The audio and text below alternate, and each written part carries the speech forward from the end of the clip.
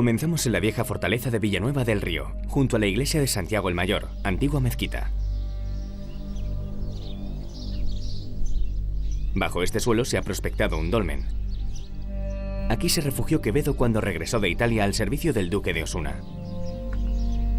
Estamos en pleno valle del Guadalquivir y el aire de la mañana es fresco. Nos detenemos un momento en la vieja escuela de Villanueva del Río y Minas, hoy sede municipal, para tomar la senda de la desconocida Munigua.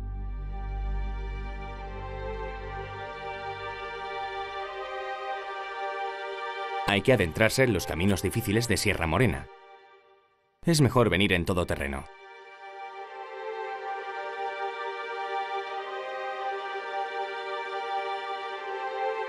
El mineral del cobre fue fundamental para Roma. Se estima que más del 90% del cobre que utilizó Roma a lo largo de su historia fue extraído en la península ibérica. La mina más importante fue Río Tinto, pero existen otras muy singulares e igualmente importantes. Hoy visitaremos una de ellas, Munigua, situada en las estribaciones de Sierra Morena, muy cerca de la actual Villanueva del Río y Minas. Podemos observar sobre la loma los contrafuertes sobre los cuales se asienta el santuario y los templos de la ciudad que hoy visitaremos. El metal resultaba del todo fundamental para la grandeza de Roma, que consideró su extracción y control como una actividad estratégica. Hispania destacaba por su ancestral riqueza minera, especialmente las antiquísimas minas de Sierra Morena, ya horadadas en los tiempos tartésicos. 2000 años después, siguen explotándose muchos filones de época romana, en lo que hoy conocemos como faja pirítica. Las entrañas de Sierra Morena eran ricas en cobre, hierro, plata y oro, los metales más deseados por la gran urbe. Por eso, junto a las minas más productivas, nacieron grandes instalaciones para procesar el metal. Se generó entonces un urbanismo minero, fruto de la necesidad de cobijar a picadores, fundidores y tratantes. Una de las más peculiares por la desproporción de sus santuarios con el caserío es Munigua, también conocida como el Castillo de Mulva. Su silueta emerge imponente entre una vasta y hermosa dehesa de encinas y alcornoques. Es sobrecogedor contemplarla en la distancia. Dicen que Munigua es el secreto mejor guardado de Andalucía. Thomas Schattner, del Instituto Arqueológico Alemán, va a ser nuestro cicerone en la visita. El instituto lleva trabajando en este yacimiento desde los años 50 del siglo pasado. Thomas nos da las primeras claves de Munigua. Munigua empieza en el siglo IV a.C. con un hábitat aquí encima de la colina municipal. En las laderas hay muy bien documentados hornos de fundición de cobre. Ese cobre no se ganaba aquí en la misma Munigua, sino en unas minas aquí muy cercanas a una distancia de 1, 2, 3, 4, 5 kilómetros. Munigua ya en ese momento funciona de elemento capitalizador para ese mineral. Hasta los años 50 después de Cristo, la minería de cobre funciona. Pero a partir de ese momento estamos observando muy claramente el agotamiento. Si no hubieran encontrado minas de hierro en el territorio de Munigua en aquel entonces, seguramente Munigua, como muchas otras ciudades también, se hubiera muerto. El durísimo trabajo de las minas era realizado por esclavos. Muchos morían muy jóvenes, pero algunos lograban la libertad y después el éxito. En las ciudades mineras se movía el dinero y por tanto también las posibilidades, y posibilidades no solo económicas, sino también personales. Y este templete a Mercurio nos habla de un bello ejemplo de una historia de una persona, Ferronius, como se dice en este ara. Ferronius fue un esclavo que probablemente trabajaría en las minas, un trabajo muy esforzado, muy duro, pero cuya inteligencia y capacidad de trabajo hizo que al final se ganara la confianza de sus amos y fuera liberado. Se convirtió en un liberto que además después hizo fortuna y como agradecimiento donó este templo a la ciudad de Munigua y además lo donó en un sitio muy singular, en pleno foro, junto a las esculturas de los principales emperadores, y junto al templo aparece otra curiosidad que es digno de destacar y que, en fin, intriga mucho a los arqueólogos. Es esta especie de altar que aparece superpuesto sobre los elementos antiguos del foro. ¿Qué es? Un altar de sacrificio indígena una vez finalizado, ¿verdad?, pues el periodo romano, quizá un altar donde se ponían esvotos y velas para alguna deidad. Podemos figurarnos el duro trabajo de Ferronius y otros tantos esclavos. Pero, ¿cómo extraían el metal? ¿Cómo eran las minas de Munigua?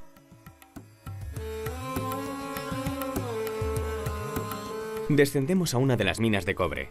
El acceso es complicado y reviste peligro. Pronto el verde de las piritas brilla en las paredes de la cavidad. Los murciélagos son multitud, y en el fondo observamos la imponente cornamenta de un ciervo. Aquí, por la angostura, trabajaban personas de escasa corpulencia. Bajo esta cresta, el filón de cobre muy puro se encuentra en una capa estrecha de hasta 30 centímetros de anchura, por lo tanto tenían que excavar con mazos de piedra en la prehistoria o de hierro después, poca cantidad de piedra. Este material, una vez excavado, era extraído por una chimenea paralela a la superficie y después se llevaba a ser machacado primero y después fundido, y con esos residuos se formaban los escoriales. La actividad continuada de la minería en Munigua ha dejado sus huellas en el paisaje, perfectamente reconocibles 2000 años después. A unos 2 kilómetros de la ciudad se encuentra su corazón económico, la mina y el lugar donde se extraía el metal. Los residuos de esta extracción del cobre producían escorias que se depositaban en estas montañas que se llama Escorial. Probablemente este sea el mayor y mejor conservado de los que quedan de cobre en España. Para que nos hagamos una idea, tiene una extensión que ocupa algo más de un campo de fútbol y una altura de 10 metros. Este monte de residuos mineros fue el fruto de toda la actividad extractiva de los habitantes de Munigua durante 2 siglos. La extraordinaria riqueza del cobre de la mina permitía que los procesos de extracción fueran muy simples, basados en una fundición rudimentaria en hornos efímeros. En el lugar donde se depositaban el vertedero, los depósitos, es el mismo lugar donde se hace la fundición. Prueba de ello no es solamente la literatura antigua, ¿no? El mismo Plinio nos cuenta cada paso del proceso de fundición, sino también piezas como esta que tenemos aquí entre manos, que por fuera nos muestra una pared de un horno muy irregular. Esta sería la parte exterior, y la parte interior tiene escorificaciones. Quiere decir que los hornos eran móviles, es decir, que se hacía un montón, se hacía el horno encima, se prestaba fuego, se rompía y después iba a otro lado, ¿no? Exactamente. Podemos imaginar el altísimo precio que alcanzó el cobre durante el periodo imperial. Minas muy pequeñas para la escala actual permitieron la actividad de Munigua durante varios siglos. El urbanismo de Munigua es singular, organizado en terrazas en las que se combinan estructuras civiles como el foro y las termas. Destacan sobre todas las edificaciones los santuarios y templos. Munigua aparentemente tiene las formas perfectamente romanas. El santuario de terrazas donde nos encontramos, el templo de Podio, el foro, aparentemente es perfectamente romano.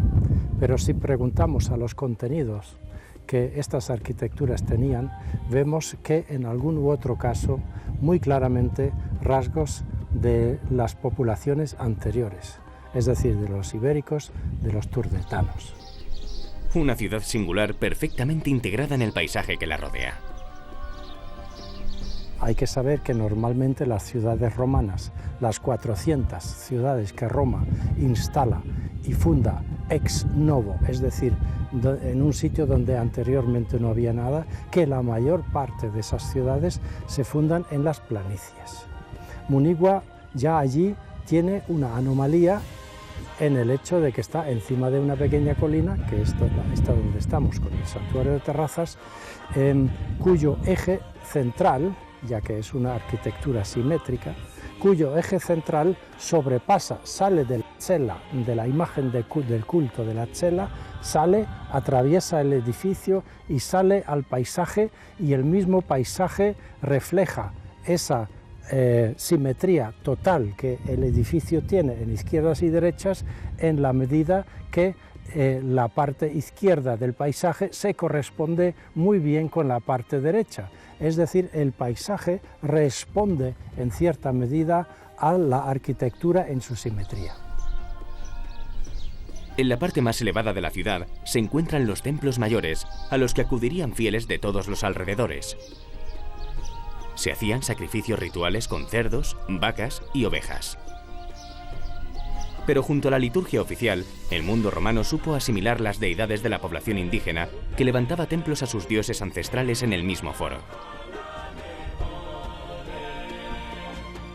Dentro del recinto amurallado, apenas pudieron edificarse unas 20 casas principales.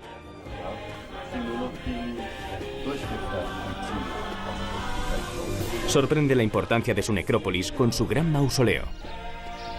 Las familias más importantes de la ciudad fueron 4. Los Valerii, los Aelii Pudentes, los Licini y los Quinti. Munigua, con sus minas asociadas, nos muestra cómo pudo ser una ciudad minera suministradora de Roma. Podemos conocer su apogeo y determinar su decadencia, siempre a lomos de la existencia y el precio del metal. La zona fue abandonada en el siglo VIII, pero en el siglo XIX nuevas compañías mineras se instalaron aquí. ¿Quién sabe lo que aún deparará el futuro para el metal inagotable que Sierra Morena acoge en sus entrañas?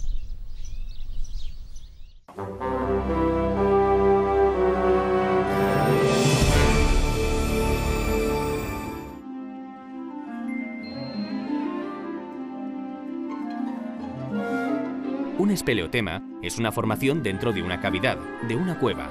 La palabra, de origen griego, se refiere a los depósitos que se forman dentro de las cavidades. Por ejemplo, las estalactitas y estalagmitas son espeleotemas. También lo son las columnas, las coladas y los gurst.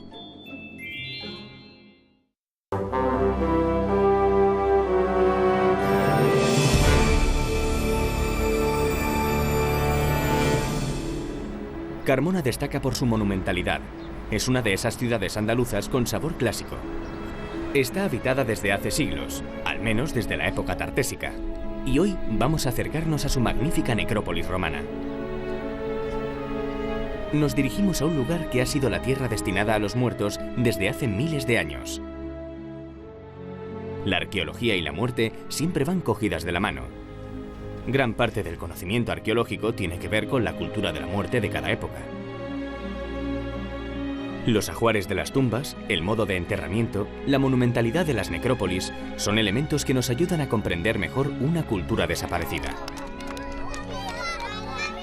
En la necrópolis de Carmona se están encargando de que los más pequeños tengan una primera experiencia con la cultura de la muerte. De los 40.000 visitantes anuales, 25.000 son niños.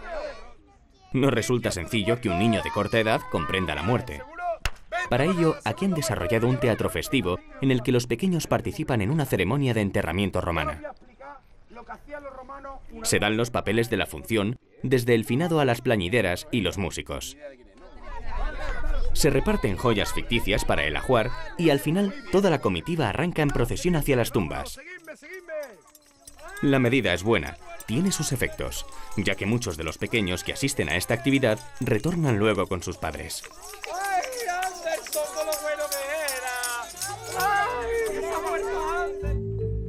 La necrópolis de Carmona fue el primer sitio arqueológico que abrió sus puertas en España. Sucedió en 1885, tras varios años de actividad febril. La colección fotográfica que todavía se conserva nos da cumplido testimonio del trabajo sistemático que George Bonsor y Juan Fernández López desarrollaron tras el descubrimiento del lugar en 1830 por parte del médico Juan Nepomuceno Díaz. Esta documentación gráfica no tiene precio. En primer lugar, podemos constatar el estado primigenio del yacimiento antes de ser excavado. En segundo lugar, percibimos el progreso de los trabajos. Resulta innegable el halo romántico de arqueología pionera que desprenden estas magníficas fotografías.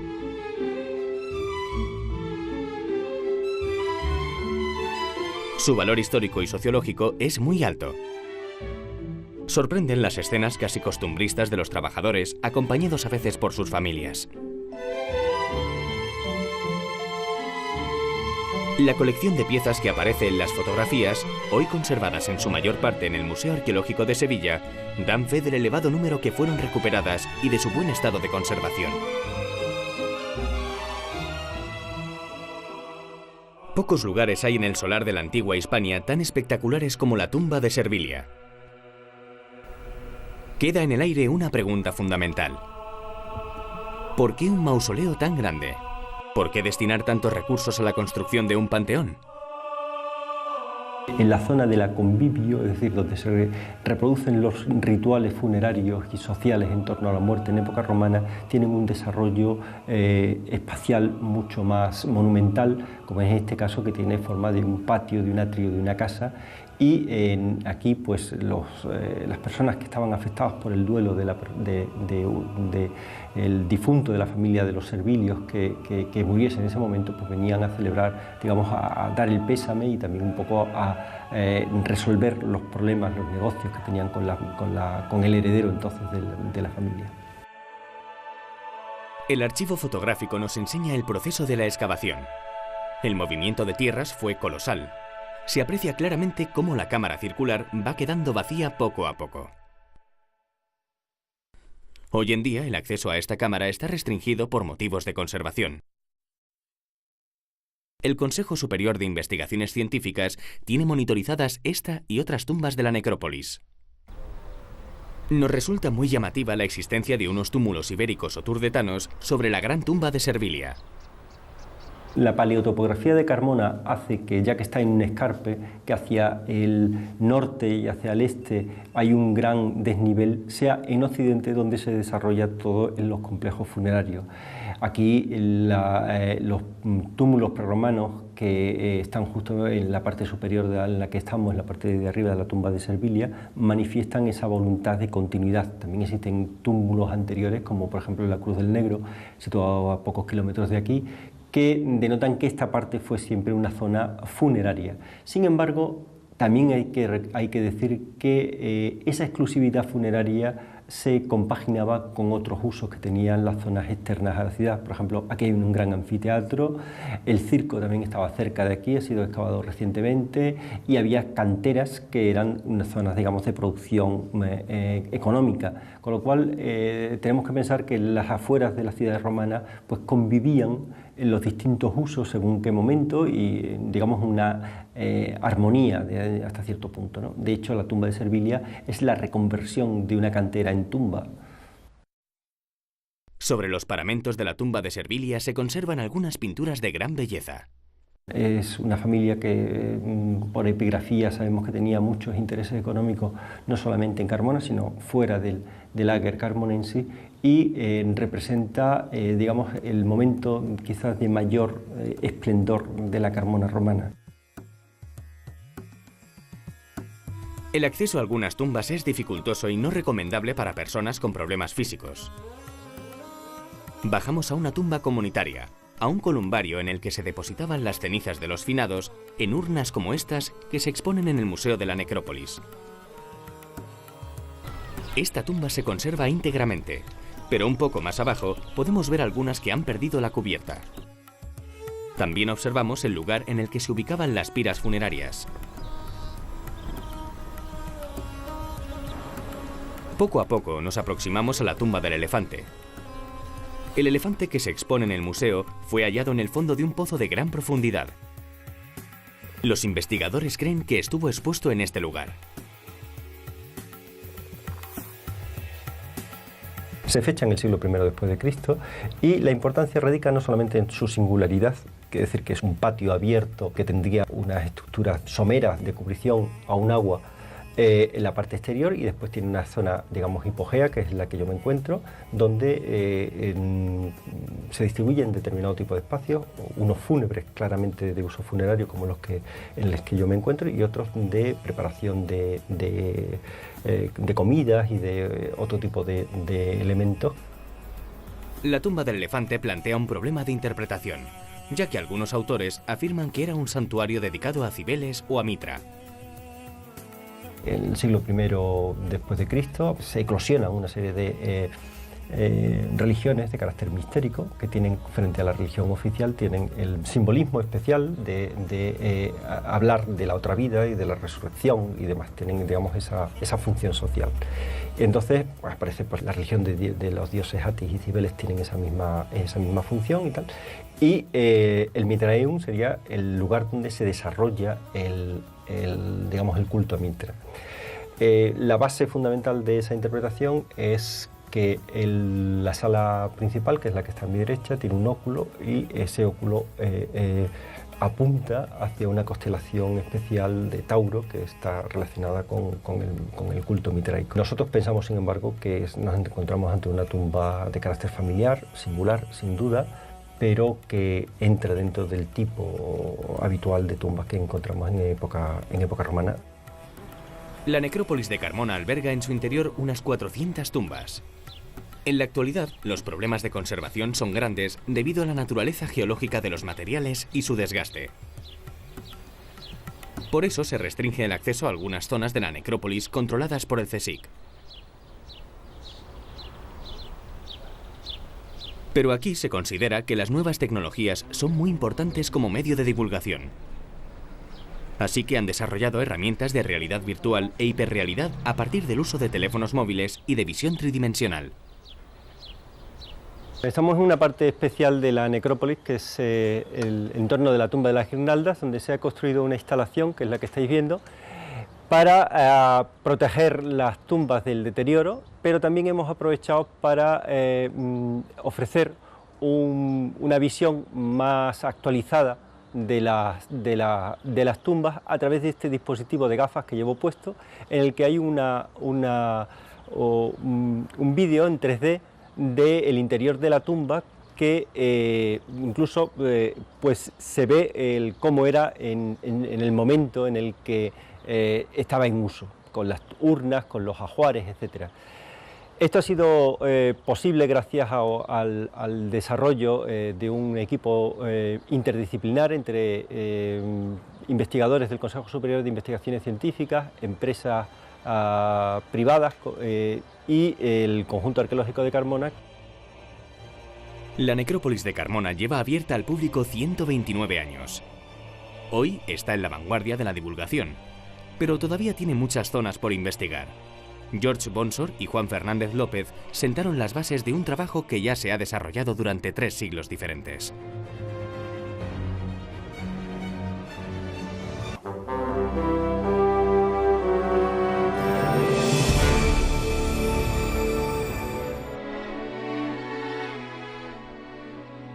El 7 de marzo de 2012 se reabrió la sede madrileña del Instituto Arqueológico Alemán. La tarde caía sobre la colonia del Viso. Y la residencia del instituto, una casa de 1934 que muestra un claro espíritu racionalista con débitos a la Bauhaus, se llenó de investigadores y amigos para celebrar el evento tras 19 meses de intervención.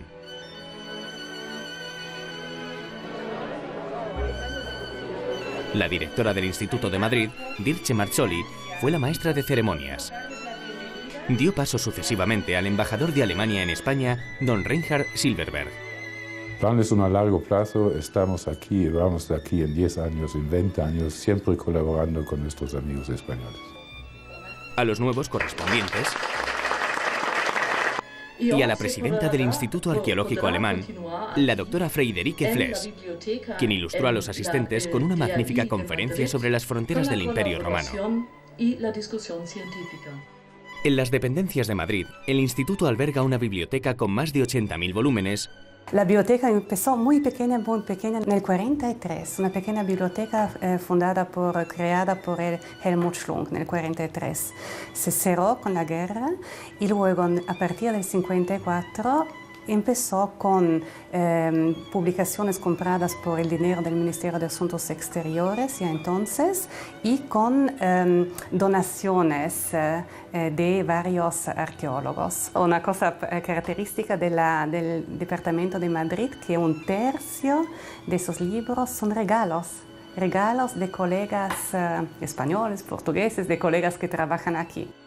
Y una colección de más de 500 revistas especializadas. Estos libros han sido los maestros y compañeros de varias generaciones de arqueólogos de nuestro país. El instituto fue fundado en 1829 y Friederike Fles es la primera mujer que lo preside. Also das Deutsche Archäologische Institut hat insgesamt 20 Standorte, also die reichen von Peking bis Lissabon. Also arbeiten tun wir aber auch in Südamerika, und auf den Osterinseln. Und unser Ziel ist es, archäologische Forschung durchzuführen, um die frühen Kulturen der Menschheitsgeschichte zu verstehen. Dirce Marcholi es también la primera directora de la institución en Madrid. Seguramente la señora Fles hará, como se dice, dará un ejemplo para que sigan otras presidentas, ojalá. Sí, y yo he tenido la gran suerte de ser la primera directora de uno de los departamentos del Instituto Arqueológico Alemán.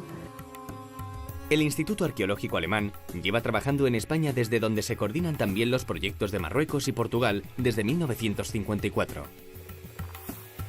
Un paseo por su historia fotográfica es un paseo por gran parte de nuestra arqueología.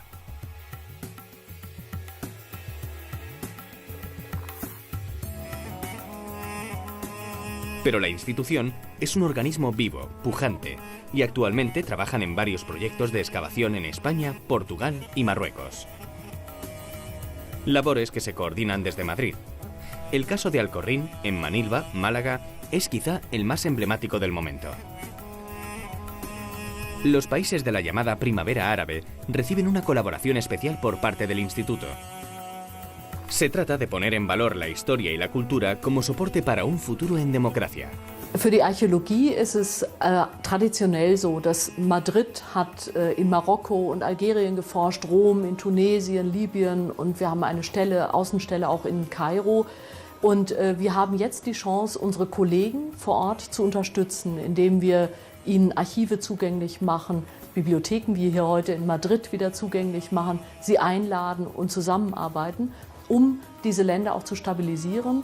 Und wichtig ist es uns, dem Nachwuchs, also den jungen Wissenschaftlern, eine Chance zu geben, Projekte durchzuführen. Und dafür gibt die Bundesrepublik Deutschland auch sehr viel Geld. Also für gerade Tunesien und Ägypten, weil die Stabilisierung ist das Wichtigste überhaupt.